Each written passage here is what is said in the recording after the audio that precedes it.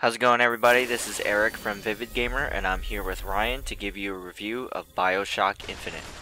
Okay, so let's start with the gameplay in Bioshock Infinite. What did you think of the gameplay, Ryan? I thought the gameplay was very solid.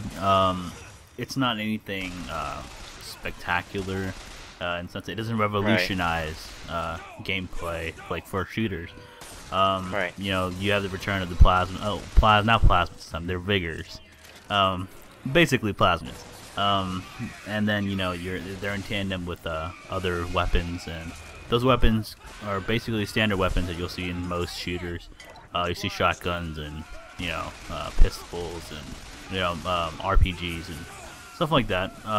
There's a good amount of them, and they're pretty varied. So the core game is it's a very standard shooter, but Bioshock Infinite kind of does something very interesting in that it adds two new dynamics to the gameplay that kind of keep you more engaged and keeps you wanting to keep playing. And that's in the tears that Elizabeth creates, and also with her help, like passing you ammo and passing you salts that are used to power up your vigors. And there's also the addition of skylines that kind of take a aerial approach to combat. Right, the little rails that you can slide. Yeah. You slide on, then you can drop down from there or shoot from there. Yeah. And one other thing that kind of keeps you going is there's a lot of different types of enemies that you face. For the most part, you face normal enemies, but every once in a while you'll be met with like motorized patriots, which are basically like George Washington, like a machine gun that just rolls around and attacks you. And like handymen, which is these huge, like menacing genetic freaks, and firemen, and a lot of other types of enemies. So it keeps it varied in that aspect as well. Yeah, and it works. They all kind of work together with the style and the setting and the environment of the game as well, just like the other Bioshock games. Yeah, and you always expect great level design. From Irrational. Irrational they do a really good job with how they set up different battlefields and how it's integrated within the world of Columbia. And it also doesn't follow a lot of gaming tropes that you'll see in games, and like you'll expect a boss battle or expect a certain type of battle, and you won't get that, and that in itself is pretty refreshing, don't you think? Yes, yeah, and I also like that once you go to a certain part in the story, you can't go back, unlike other games where you can kind of go all the way back and then reload if you missed some kind of upgrade and whatnot. You can't do that now, and you can't do that in Bioshock Infinite, where if you miss something where it could help you and upgrade your health or your shield or your vigors or whatever, you just missed it. And the really cool thing about that is they have a great explanation for why you can't do that, and you just have to play the game to find out. Okay, so moving on to graphics, what did you think of that? Graphically, the game is pretty beautiful. If you're playing on a Xbox 360 or PS3, you probably won't get the full force of the graphics.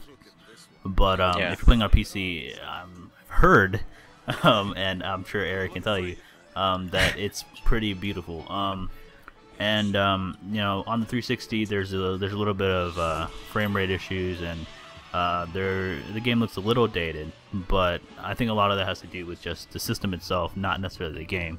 Right. But it's really helped by its art design. It's some of the most beautiful art you've probably seen in a game. The attention to detail is stunning. There's a beautiful environment, and Columbia just feels like a living, breathing world. Yeah. You wanna explore it. You wanna learn more about it, and like you'll see different like paintings, or you'll see like just what people are wearing, and just the time period in itself. And it does such a great job of conveying that to the player. One other thing to note is the character models look pretty great. Elizabeth looks fantastic. The way she acts and reacts to the environment is just fantastic. It's some of the best I've seen in gaming in general. They've handled it better than most other games where you have to have someone following you the entire time. She's not tethered to you, and she kind of does her own thing when you're doing your own thing, so it actually works out really well. Yeah. And yeah, like you mentioned, the attention to detail is amazing. Even though I think Rapture is a little bit more, it's a little bit more exciting, I think, than a floating city, but That's personal opinion. yeah, that's what I think. I maybe I just enjoy the underwater environment better, but it's still really good though. So obviously, you know, the meat and bones of this game is gonna be the story. So what did you think of the story in Bioshock Infinite? The story is incredible. At least that's what I thought. It's a lot of it does have to do with the attention to detail that the developers put into this game, and it keeps you guessing for a lot of the game. It's one of the main driving forces for you to complete in this game. Like, you may feel like you don't want to finish this game, but what really holds it together and what really kind of pushes you to keep playing is just you want to learn more about the world. You want to learn more about the different characters. You want to experience things with Elizabeth and with the other characters and understand where they're coming from. And a lot of that's done through the environment. A lot of that's done through voxophones. A lot of that's done through just everything that's possibly around Everything you. that's built in. Yeah. Yeah.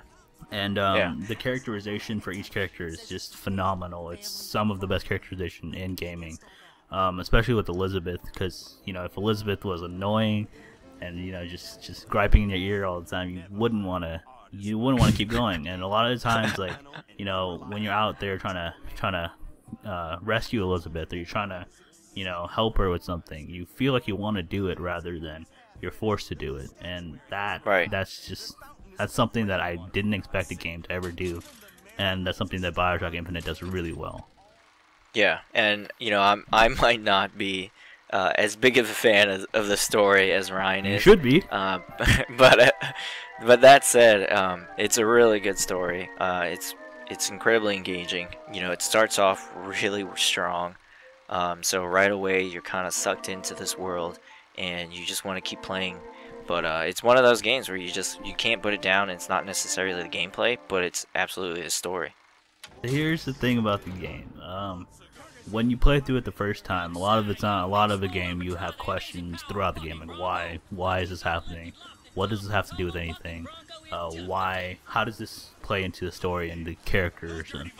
And then you'll see the ending, and you will be amazed, and you'll be like, oh, a lot of things make sense, but you'll want to go through the game again just to understand everything a little bit more, because everything makes sense when you go through it a second time, and you'll Right. catch up on a lot of things that you didn't understand and you forgot about, and you just missed the first time around.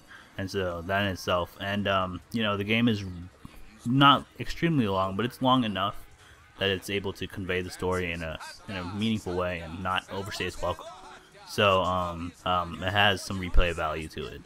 One of the bigger things that I want to find out from you is how does this compare to the original Bioshock? Absolutely ignoring the second one, Because but second one's awful. yes. But the original Bioshock was, I mean, everybody loved it. One of the best stories. So how does this one compare to that one? The original Bioshock was, in a sense, a masterpiece because it's kind of different for its time. Bioshock Infinite doesn't necessarily reach that revolutionary standard that you would expect from the original, but it's a great title, and it's very close to being what Bioshock was in 2007. And so do you think the story in Bioshock Infinite, do you think that is better than the original, or is it comparable? Or For me personally, I think the story is better. It does a lot of things that make you think and make you want to re-explore Bioshock. And I wish I could go more into detail, but we'll save that for later.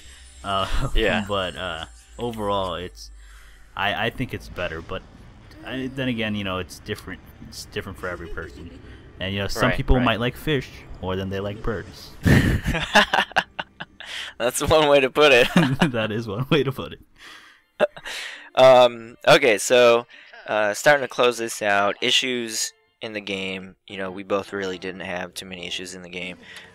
My biggest issue was that playing on normal was a little bit easy, especially the way that Elizabeth interacts with you in combat, helping you out, giving you health packs, giving you salts, giving you ammo. This is all minor stuff, and really not too many issues Okay, so overall, what are you gonna give it? I personally, I think it's already a candidate for Game of the Year. Probably one of the best games I've played in a very long time. So I have to give it a 10. And it's not perfect, but it's almost there for me. Yeah, it's a great experience. For me, I'm gonna give it a 9. I didn't enjoy it quite as much as Ryan did, but I still enjoyed it a lot. Um, the story's great, the environment is amazing, and it's a must buy in my opinion, right? Yes, you are correct, sir.